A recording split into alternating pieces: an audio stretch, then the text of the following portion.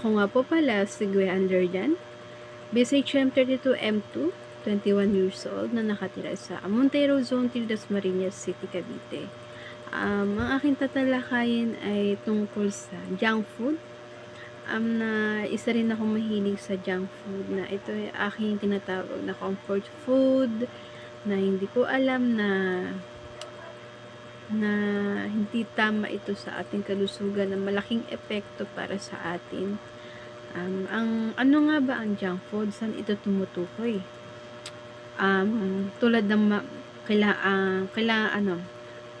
ito ay nakakakuha tayo ng mataas na calories o taba, mababa sa nutrition, ibig sabihin kulang sa mahalagang vitamina, mineral at fiber. Madalas na processed o instant, may halong mga preservative, artificial flavoring at kulay.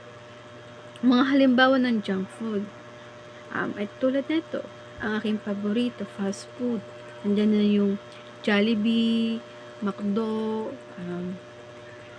tulad ng burger, fried chicken, french fries, mga ganyan, soda, sarinda, hindi nakakatulong para sa atin.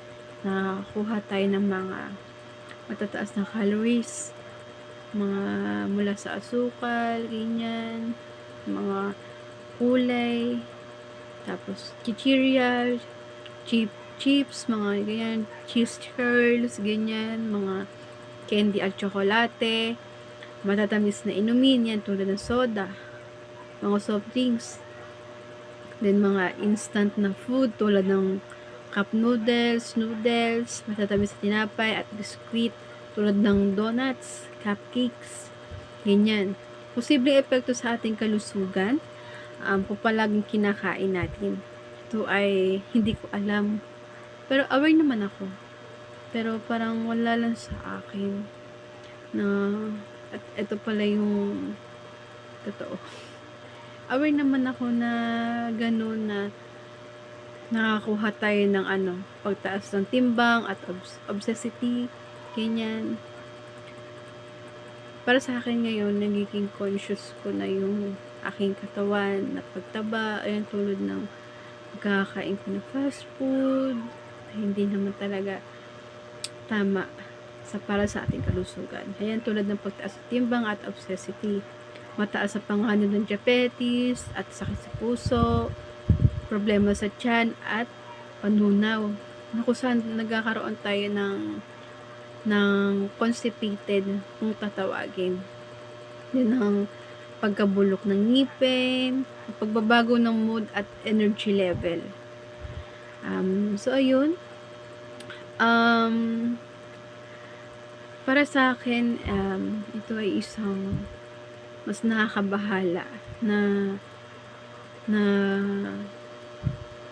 paalala sa atin na pagkain ng mga hindi healthy para sa atin, sa kalusugan natin.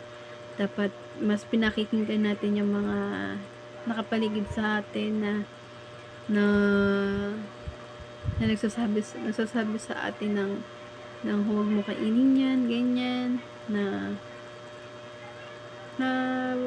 kung saan nagiging concern sila sa atin, sa kalusugan natin. Huwag natin baliwalain yun. Ay na nga din, sa pagkain ng junk foods, hindi mo agad mararamdaman mga negative epektibo ito, dahil para sa'yo mas nakakarami ng junk food ay isang comforting food ng pagkain. Kaugnay nito, hindi nakapagtaka kung patuloy ka sa pagkain dahil sa pag-akala mo na mabuti para sa'yo. Ay na nga yun, na para sa akin, mabuti para sa akin yun, na kainin yun, na bawal pala yun, hindi pala